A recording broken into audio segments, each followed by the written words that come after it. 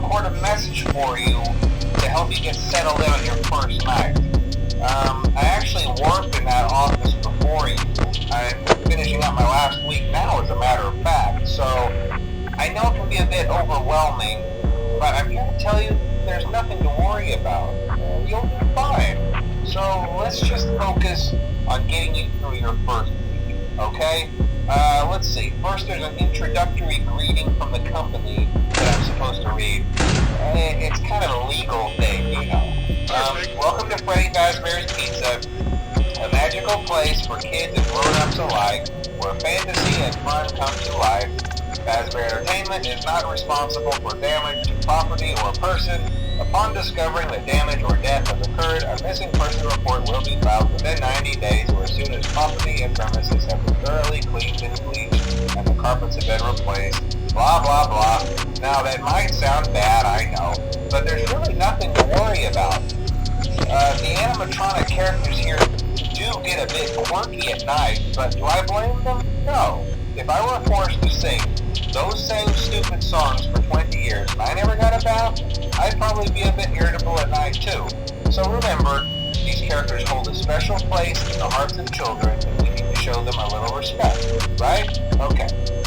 So just be aware, the characters do tend to wander a bit. They're left in some kind of free roaming mode at night. Something about their servos locking up if they get turned off for too long. They used to be allowed to walk around during the day too, but then there was the bite of 87. Yeah. It's amazing that the human body can live without the frontal lobe, you know?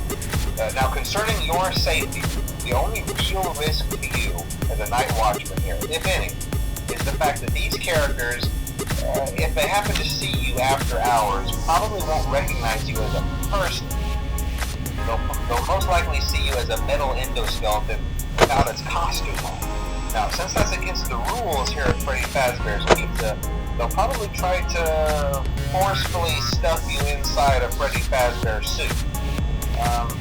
Now, that wouldn't be so bad if the suits themselves weren't filled with cross-beams, wired, and animatronic devices, especially around the facial area. So you can imagine how having your head forcefully pressed inside one of those could cause a bit of discomfort and death. The only parts of you that would like to see the light of day again would be the eyeballs and teeth that pop out the front of the mask. Yeah, they don't tell you these things when you sign up. But hey, first station of the breeze. I'll chat with you tomorrow. Check those cameras and remember to close the doors only if absolutely necessary. Gotta conserve power. Alright, good night.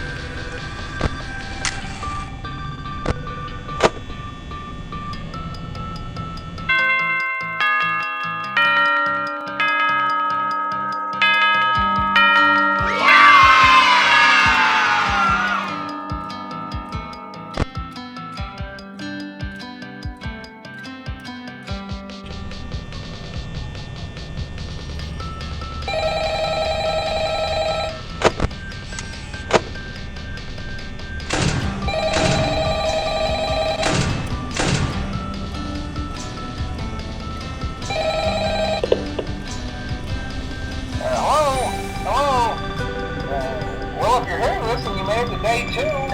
Congrats.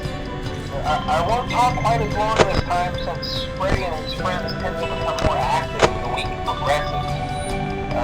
It might be a good idea to peek at those cameras while I talk, just to make sure everyone's in their proper place, you know. Interestingly enough, Freddy himself doesn't come off stage very often. I've heard he becomes a lot more active in the dark, though, so hey, I guess that's one more reason not to run out of power, right? I also want to emphasize the importance of using your door lights. There are blind spots in your camera view, and those blind spots happen to be right outside your doors.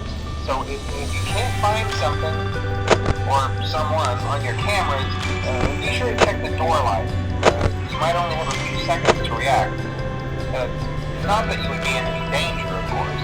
I'm not implying that. Also, check on the curtain in Pirate Cove from time to time.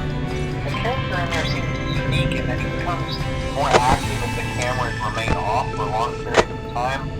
I guess he doesn't like being watched. I don't know. Anyway, I'm sure you have everything under control. Talk to you soon.